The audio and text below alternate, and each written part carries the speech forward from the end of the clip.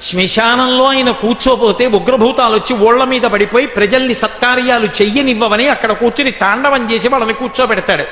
పార్వతీదేవి అడిగింది మహాభారతం అనుశాసనిక పర్వంలో, శుభ్రమైన కైలాసం ఉండగా, ఇంత ఐశ్వర్యం ఉండగా, చింతామణి గృహం ఉండగా శ్మశానంలో ఎందుకుంటున్నారని అడిగింది.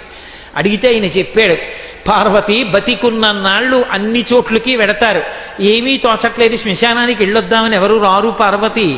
నేనంతవాణ్ణంటాడు, పొడుగ్గా ఉన్నానంటాడు, తెల్లగా ఉన్నానంటాడు, పండితుండంటాడు, పద్యాలు నాకు నోటికొచ్చంటాడు, ఉపన్యాసం చెప్పగలనంటాడు, నాకు పాటలొచ్చంటాడు, నేను నాట్యం చేస్తానంటాడు, నేను అధికారినంటాడు, నా దగ్గర డబ్బు ఉందంటాడు, నేను పాట పాడగలనంటాడు. ఇన్ని ఉన్నాయనుకున్న వాడిలోంచి ఊపిరి బయటికి వెళ్ళిపోయిన తరువాత వాణ్ణి తీసుకెళ్లి 4 కొత్త కర్రల మీద పడుకోపెట్టి చాప చుట్టి తాడు కట్టి పైన నూలుబట్ట కప్పి తీసుకొచ్చి అన్నీ తీసేసి కర్రల మీద పడుకోపెట్టి కాల్చేస్తుంటే జీవుడు లేచి నిలబడి పుర్రె పగిలిపోయిన తరువాత కన్న కొడుకు కూడా స్నానం చేసి వెళ్ళిపోతుంటే చీకటి పడిపోయాక, అయ్య బాబోయ్ చుట్టూ ఉగ్రభూతాలు, నా వాళ్ళన్న వాళ్ళు లేరు, వీళ్ళని నమ్ముకున్నాను, ఒక్కడు లేడని ఏడుస్తుంటే నేనున్నానురా అని చెప్పడానికి నేను కూడా లేకపోతే చచ్చిన వాడు 1000 మాటలు చచ్చిపోతాడని అక్కడ ఉన్నాను పార్వతి, నా కర్మకాల కళ్ళేనన్నాడు.